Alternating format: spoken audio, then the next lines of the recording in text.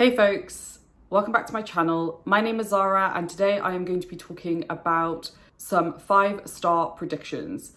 Disclaimer, so this is only going to be books that I have already purchased and they are going to be books in series. I will be doing a series of 5-star predictions, so this will be the first one. The second one, I'm not sure which order I'm going to release which video, but I will do one on fantasy standalones. I will do one on classics or non-fantasy, and then I will also do one on sci-fi because I've got some really great books coming up and I have a feeling that there's going to be a lot of 5 stars, so I'm very excited. With that in mind, let's jump right in. So the first book in this list is A Little Hatred by Joe Abercrombie. It is the first book in the Age of Madness trilogy. For anybody who is new to Joe Abercrombie, he has the original First Law trilogy, and then he has 3 standalones and then a set of short stories. And now he has created or has recently finished this extension of the First Law world, which is very exciting. I've only heard that his books get better, which I don't understand how that's possible because to me, his books are pretty much perfection. Before I go raving about Joe Abercrombie yet again, let's just stop there. I think I'm going to start reading A Little Hatred probably in November, potentially even December with Angela. To say that we're excited is an understatement. The great thing about the Age of Madness trilogy and of course A Little Hatred is that it's setting this next phase of the First Law world. Abercrombie has taken a lot of influence from the Industrial Revolution and the French Revolution. I'm excited to see how magic and I guess technology kind of fuse together in this next era for the First Law world. The second book on my list is Cold Iron by Miles Cameron. It is the first book in the Master and Mages trilogy. I haven't really heard much about this series, but Ed from the Brothers Gwyn, I asked him what fantasy would he recommend from Miles Cameron as a starting place, and he recommended this trilogy, so I went ahead and I purchased all 3 books.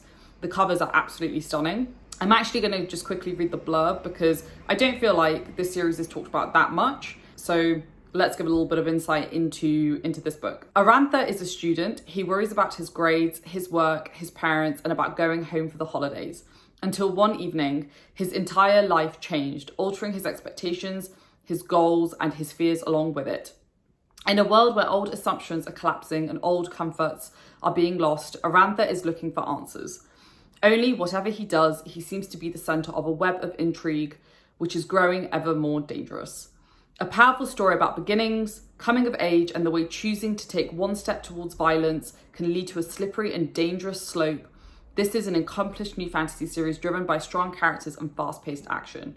Sounds right up my street. Strong characters, fast-paced action, coming of age, new beginnings. It sounds great. I'm very excited to jump into it. The next book on this list is the first book in a new series. So the second book isn't out yet, and that is The Counselor by E.J. Beaton. I'm very excited to read this book because it's kind of described as Machiavellian historical fantasy, I guess. There's a lot of political intrigue, which I think is my favorite thing, honestly. I love political intrigue when it's done well. I'm not going to read the blurb of this one, and I've only heard really good things about The Counselor. A couple of my booktuber friends have really enjoyed it, and I'm very excited to dive into it. And I have a feeling it's going to be a 5 stars. The next one is by an author I've not actually read yet, but I've heard a lot of great things. I just have a feeling I'm going to really like his stuff, and that is Bloodsong by Anthony Ryan. Ooh, this book sounds great. I'm going to read the back of this one as well because I don't think this book gets talked that much about on BookTube, at least not with the booktubers that I watch. Valen Al-Sorna is the Sixth Order's newest recruit. Under their brutal training regime, he learns how to forge a blade, survive the wilds, and kill a man quickly and quietly, all in the name of protecting the realm and the faith. Now his skills will be put to the test. War is coming. Valen must draw upon the very essence of his strength and cunning if he is to survive the coming conflict. Yet, as the world teeters on the edge of chaos, Valen will learn that the truth can cut deeper than any sword. From what I understand, there is quite a lot of kind of morally grey characters in this world, which if you've been watching any of my videos for a while now, you will know that is one of my favorite things to read. I love reading morally grey characters. And I've heard that Anthony Ryan's writing style is just really beautiful. The pacing is very good. The world building is really strong. I've heard that he's just a really good all-rounder. I have a feeling that he's going to be an author that I'm going to really love. I'm going to kick it off with one of his most popular books. The next book is a book that I will be very surprised if I don't give 5 stars. And that is Traitors Blade by Sebastian D. Castell. Again, if you've been watching my videos for a while, you will know that I love kind of swashbuckling action. It's one of my favorite things to read. And The Three Musketeers is, you know, one of my favorite books. The way that kind of Traitors Blade has been described to me is that if you love The Three Musketeers, without a doubt, you will love Traitors Blade and, you know, the rest of the quartet, because it's a book with a swashbuckling aspect, but you know, the character is an idealist and he's really just trying to do what he can to help people, but that isn't always recognized. I love that trope. I love it when you follow a cast of characters. So you have like, you know, 3 or 4 people who are friends and you really get to understand their dynamics as a group and the role each of them plays. So I'm very excited to read this. I know Alan loves this book and I have a feeling this is going to be another book that we both love and have in common. This is one I'm going to try to get to this year. It's probably not going to happen, to be honest, because I've just got so many other books to read, but if not this year, definitely next year. The next one is Priest of Bones by Peter McLean. It is the first book in the War for the Rose Throne series. This book, I don't really feel like it gets talked about that much, so I'm actually going to read the blurb of this one. Thomas Piety takes his duties seriously. As a soldier, as a priest of Our Lady of Eternal Sorrows, and as a leader of men. He has come home from the war to reclaim his family business, to provide for his men, and to ensure the horrors of Abingdon can never happen in Ellenburg. But things have changed. His crime empire has been stolen, and the people of Ellenburg, his people, have run out of food and hope and places to hide. With his best friend, Bloody Anne, his war-damaged brother, Jokan, and his new gang, the Pious Men, Thomas sets out to reclaim what was his. And as Thomas is dragged into a web of political intrigue by the sinister Queen's men, forced to work against the foreign infiltrators lurking in the backstreet taverns, brothels, and gambling dens of the Stink, one thing becomes clear. The war has just begun. This book sounds amazing. I know it's been described as kind of Peaky Blinders inspired with a Godfather element, which both of those things sound amazing to me because I love the Peaky Blinders. It's one of my favorite shows and I really enjoy The Godfather as well, which is another book that I want to read soon. But regardless of that, it's going to be very action-packed and I have a feeling the pacing is going to be amazing and I can't wait to start this series. I also love that the books aren't that big.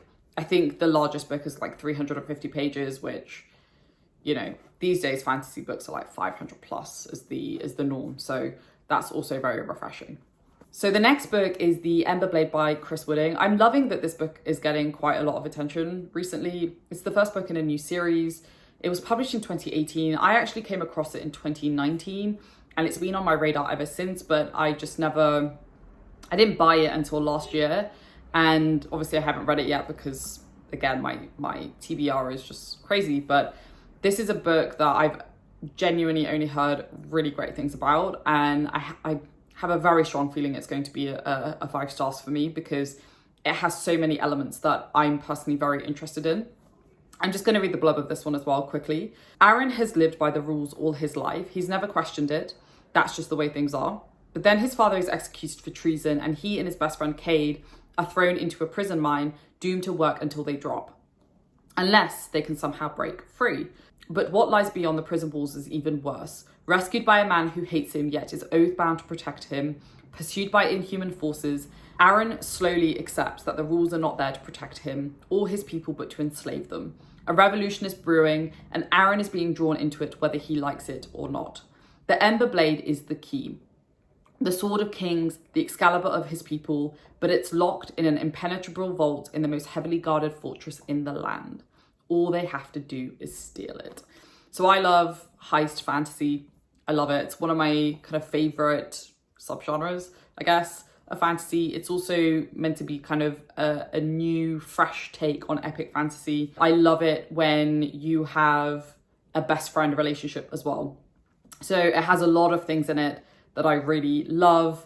I love it when there is like an artifact that has to be stolen that is like the key to saving the world. And I don't know, I just have a feeling that it's going to be a favorite of mine and I really, really can't wait to read it. The last book, which I'm not going to read the blurb of because I feel like this book does get a lot of love on BookTube, is the Founders Trilogy, with the first book being Foundryside by Robert Jackson Bennett.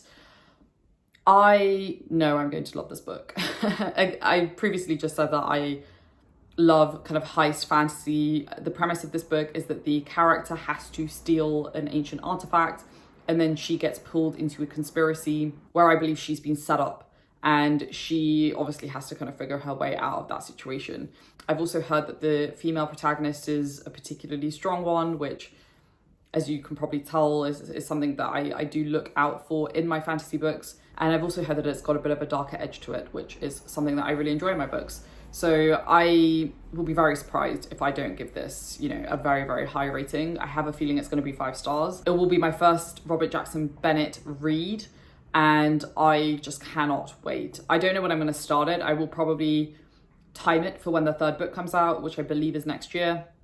I don't know when next year, but I remember seeing a video of it somewhere that it's being released next year. So this one, I just cannot wait to get to. And there you have it, folks. Those are a couple of my 5-star predictions upcoming. I might do a 1-star predictions video, but I don't want to be too negative. So I think I'll just keep it with the 5 stars now. My next video in this kind of new series that I'm doing will probably change it up a little bit. And I might do the kind of classics non-fantasy edition just to change it up.